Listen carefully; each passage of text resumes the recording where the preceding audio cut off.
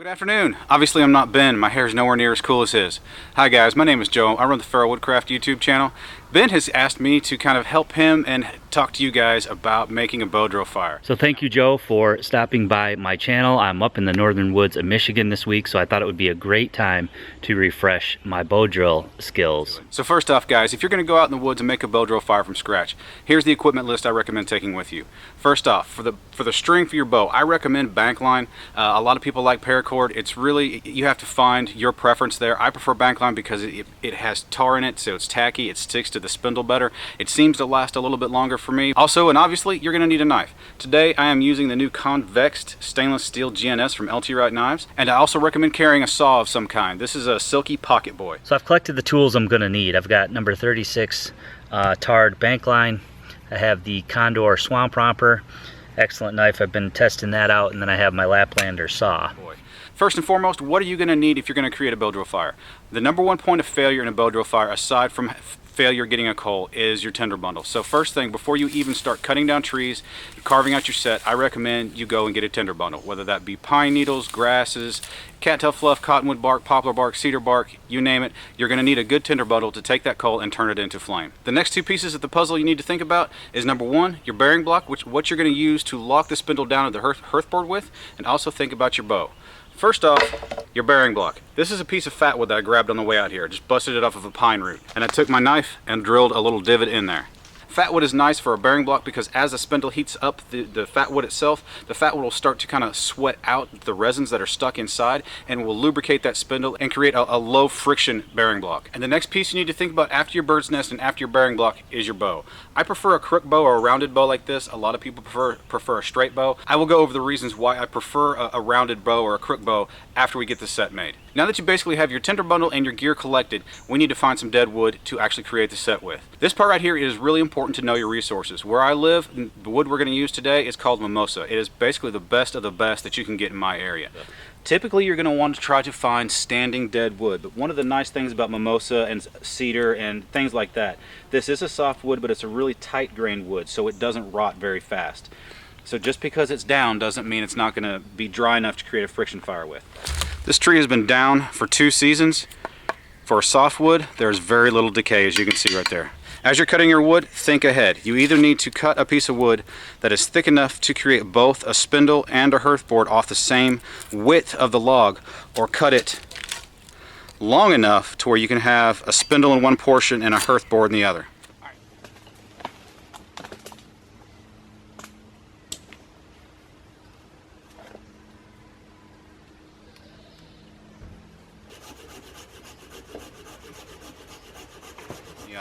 Alright, here we're going to get the spindle and the hearthboard from the same stick of wood.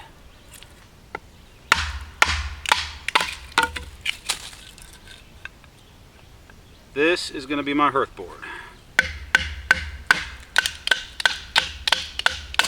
You want it about a 1/2 inch thick, and you just need it to be flat. It doesn't have to be pretty.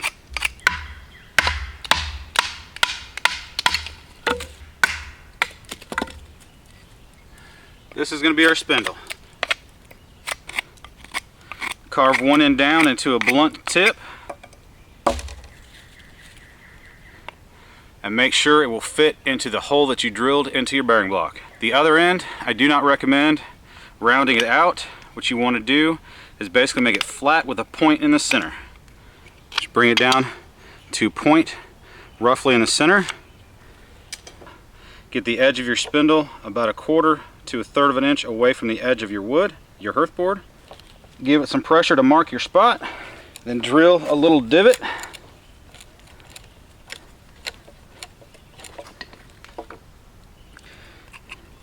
So that the point you made in your spindle locks right in there. If you round it out and then round out a bowl in here, it can be difficult to keep the spindle from popping out. Alright, let's go ahead and burn this in, but while we're at it, let's talk about the mechanics here, the body, form, or the function. You want to roll your spindle in on the outside of your string for your bow.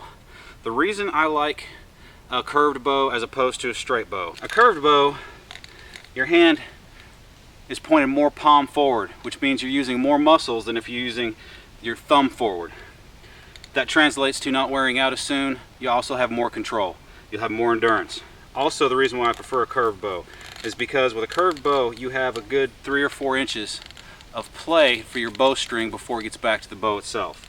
Now, it doesn't matter what cordage you use, that cordage is going to stretch on you. And that usually happens when you're actually using the bow. So that gives you the ability to be able to grab the bowstring with your fingers and tighten down on it and adjust the tension of your string on the fly. Now, my bearing block hand.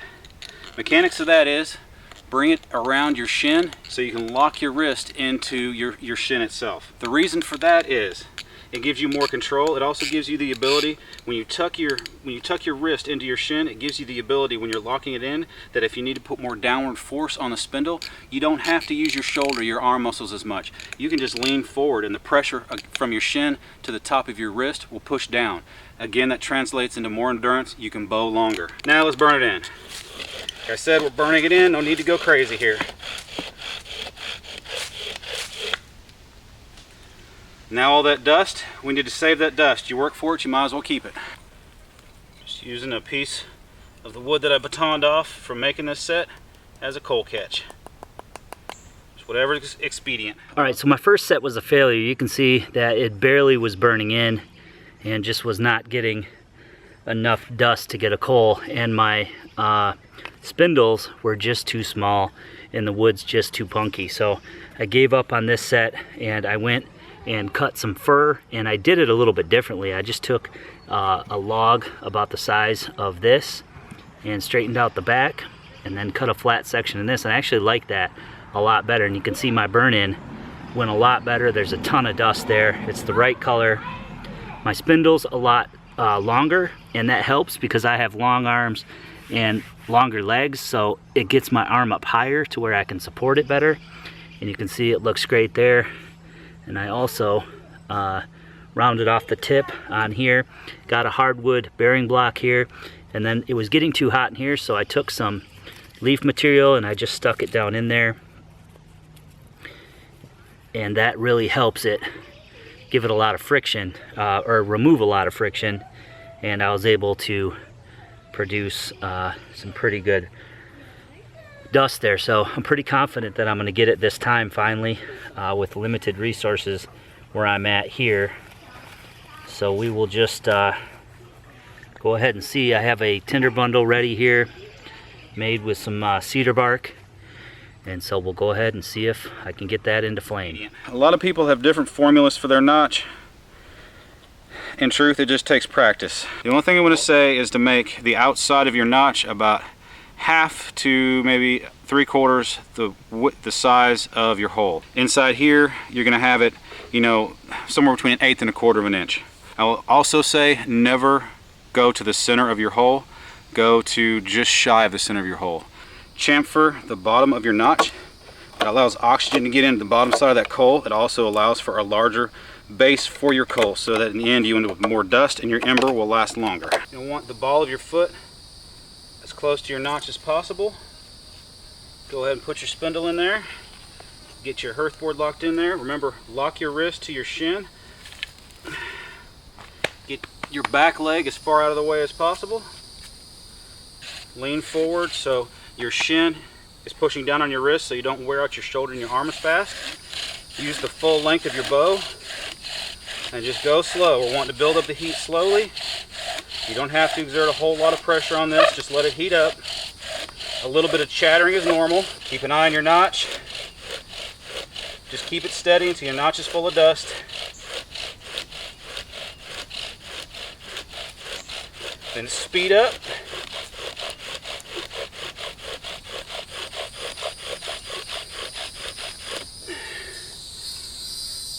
And there you go.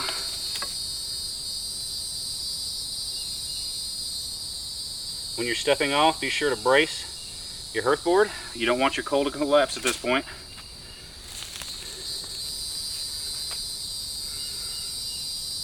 If you still have smoke coming out of your notch, you definitely have a coal. Kind of tap your board. Alright, so what I'm going to do is I'm going to knock this dust onto my collection thing here, because why waste it?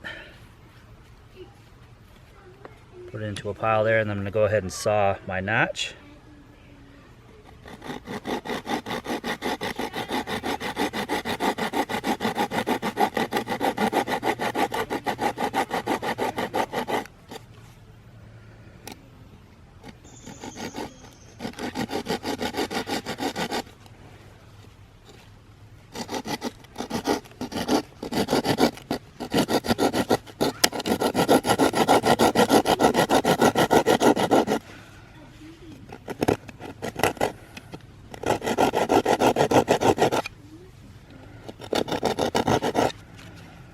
That's about where I want it there, almost to the center.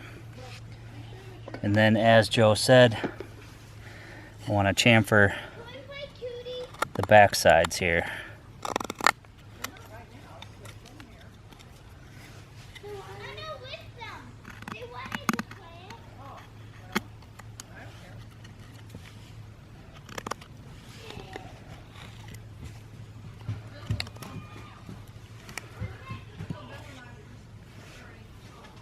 So then I'm going to set that right over the dust that I already built up. And I'm going to put some green material here into my bearing block to help reduce the friction.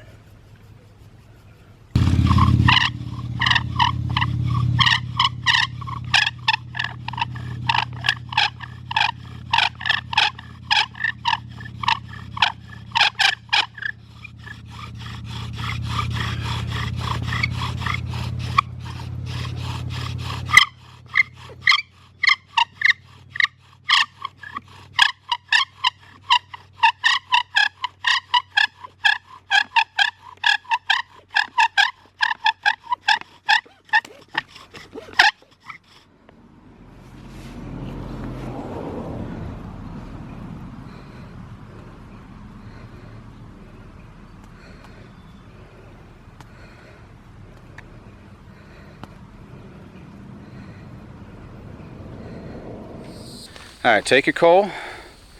Here's your tinder bundle. Get my thumb out of the way. Just lightly tap it in. Try to get it in there as solid as possible.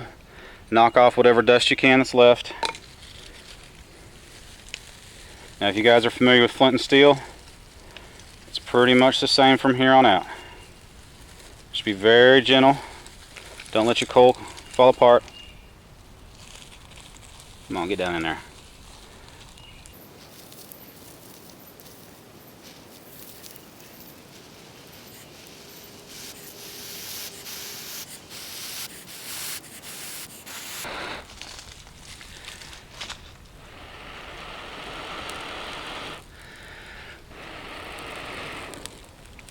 There we go, guys. Ben, good luck, brother. Look forward to seeing you.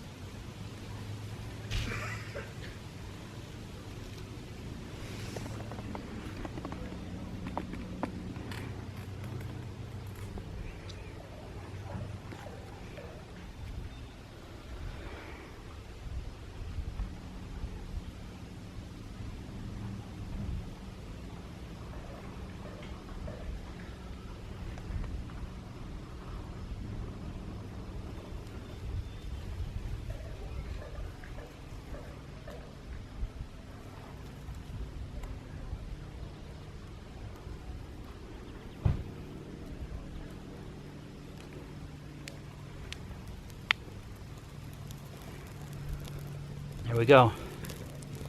Fire from sticks.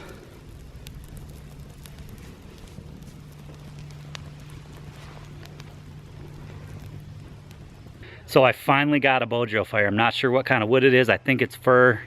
You know, inadequate materials up here. I ended up using cedar bark, which actually worked really well. I fluffed it up by just scraping it together like I generally would do for a ferro rod fire. And just made a nest out of that and some birch bark, and just made my spindle and hearthboard out of the same material. Like I said, I believe it's fir, and I knew right away once I was getting that dark dust that I was going to get it this time. And sure enough, with little effort, actually, I was able to get it. So it really depends, really makes a huge difference, the materials that you use. And I think that's why I failed so many times in the past, is inadequate materials. So getting it once makes me want to do it more and more, and you know, I truly believe that you're just going to get better every time. I didn't quite make the hearthboard the same way that Joe made it. I actually made it this way, and I actually like that better, where I just took, you know, a round piece maybe about the size of a little bit, you know, less than like your wrist or something like that, and just flattened the back side of it, and then just took my knife and kind of scooped out that side, and that seemed to work really well. It gave me a good spot to put my foot. It was very stable, and I made my spindle a little bit bigger than I had been making it before too, and a little bit longer, and that really helped with my leverage. So all in all, just awesome. One try on this, one burn in, and one try to get a coal. So again, it just really makes a difference, the materials you use. I want to thank Joe for stopping by the channel, and I hope you guys like this video today. I hope you guys give this a big thumbs up for me. Leave me some comments below. Make sure you share this to your friends and family on social media. You can follow me on my social media as well. And as always, guys, please subscribe for more videos.